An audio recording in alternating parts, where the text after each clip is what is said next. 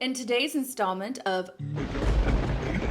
we are discussing Skinwalkers. Part 2 will be all about Skinwalker Ranch. I wanted to put all of this into one video, but I have been researching Skinwalkers and Skinwalker Ranch for about 2 weeks now, and I can tell you, it ain't gonna all fit in one video.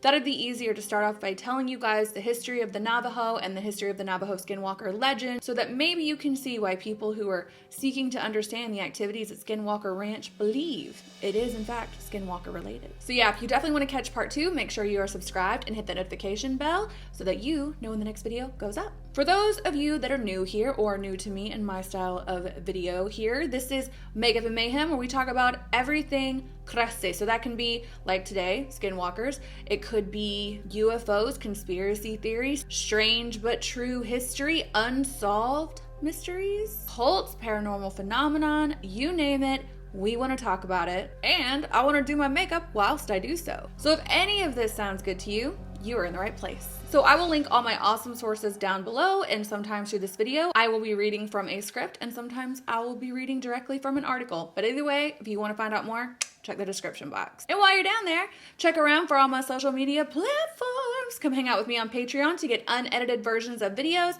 live streams, and join the book club. In October, we are reading House of Leaves. So excited, so spooky. With all that being said, this is going to be a chit chat, get ready with me style of video. So that means I will have a naked face in 3, 2, 1. Alrighty guys.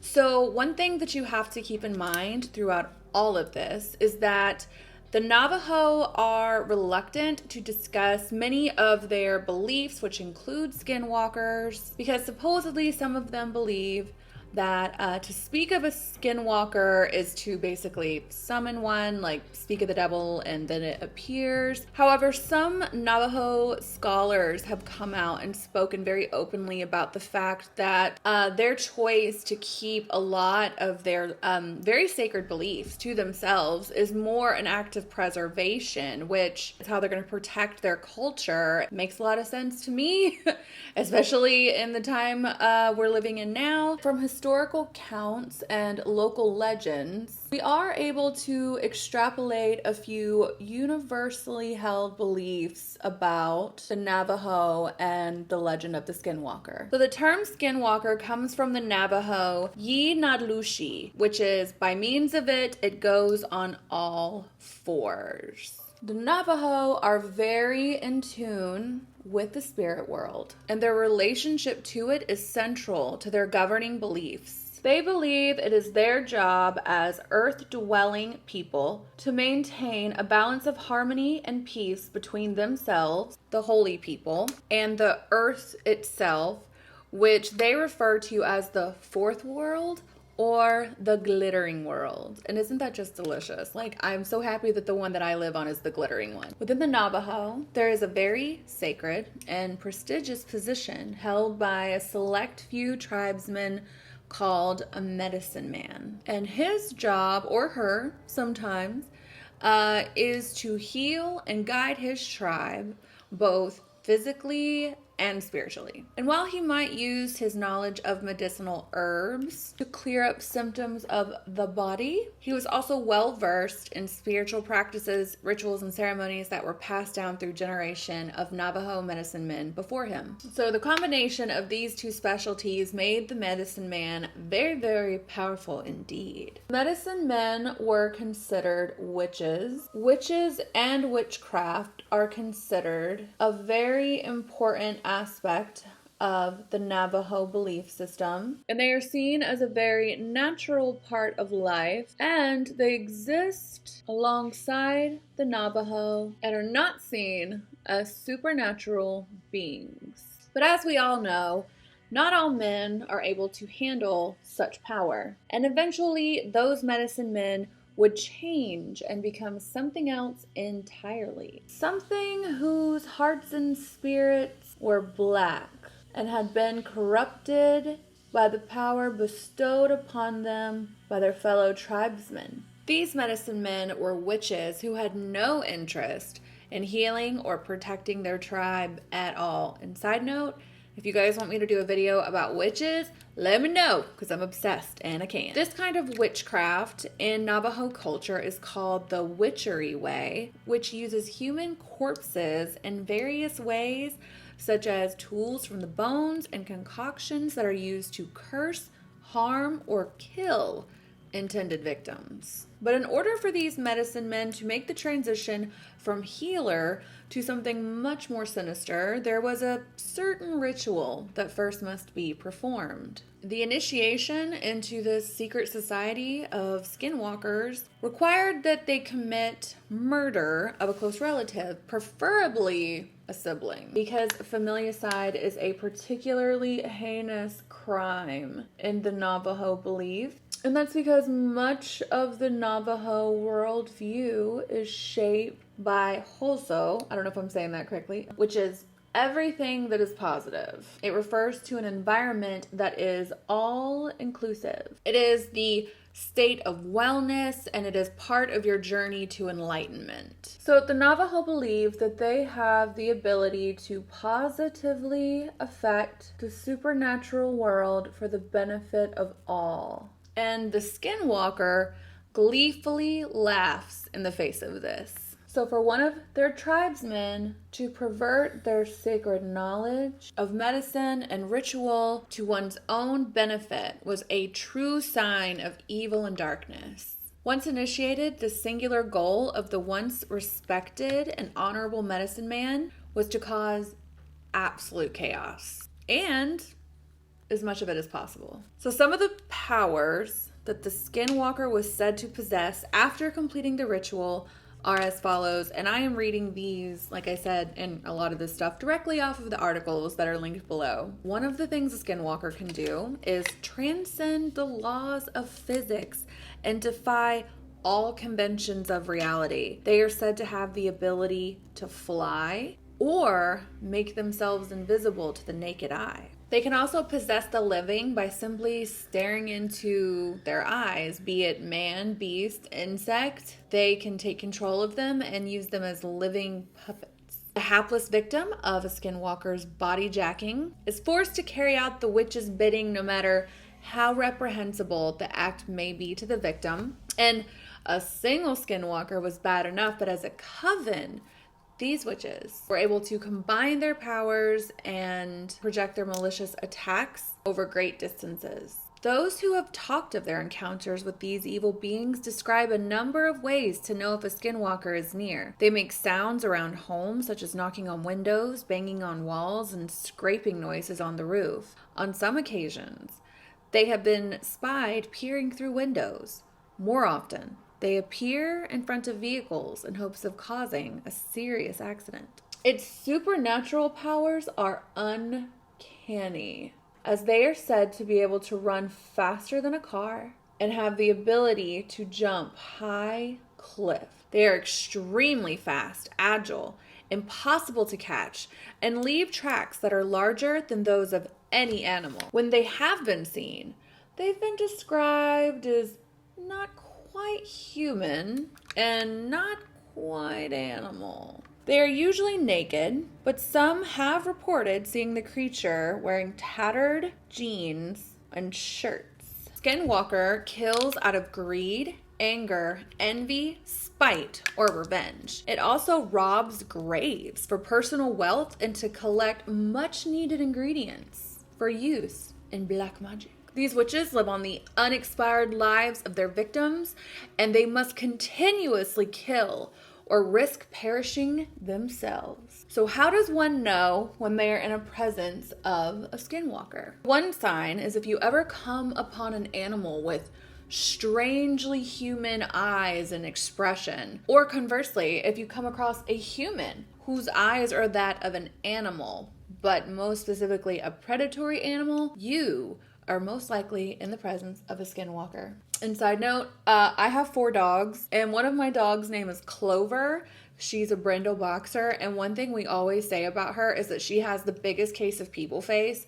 Like when I look at her, it's just like a human is staring out from behind her eyes, just the way she looks at things, her reactions to stuff. She's the cutest, nicest skinwalker ever, if the case. So skinwalkers are also said to have eyes that glow bright red if light should happen to be shined directly into their eyes. A skinwalker can often be seen wearing the skin or hides of the predatory animal that they most prefer to change into. It is said that because of this, the Navajo never wear hides of animals that are not of the grazing or benign animals that they raise for food. To even be seen wearing a hide of a predatory animal in Navajo culture would result in the tribesmen of being accused of witchcraft, and the consequences would be dire. Skinwalkers were blamed for any number of tragedies or bad fortune that befell the Navajo. Everything from droughts to bad crops to theft to murder to disease was blamed on the skinwalker. But even small misfortunes like,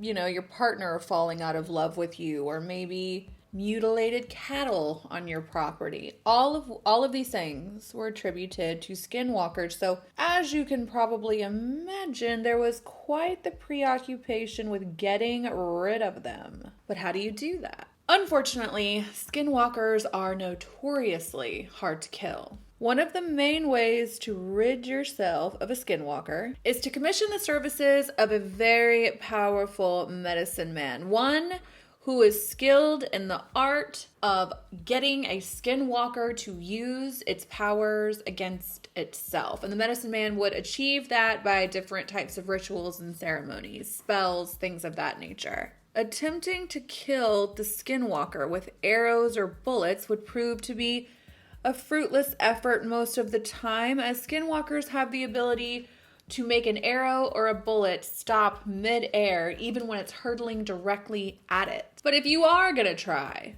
to kill a skinwalker with a bullet or an arrow, first you have to immerse the bullet or the arrow in white ash. And you have to shoot the skinwalker in the neck. If you shoot the skinwalker anywhere else, it'll injure it slightly. But the good news is you will know who your skinwalker is the next day, because much like the lore that we know from werewolves, if you harm a skinwalker in its animal form, the human version of the skinwalker will continue to show evidence of that wound. So, not a total loss. Although stories of skinwalkers and the supernatural abilities they possess go back generations, stories still emerge from the four corners of the southwestern part of the United States all the time about activity that points to the existence of skinwalkers, still to this day. So I have two pretty well-known skinwalker stories that took place more recently.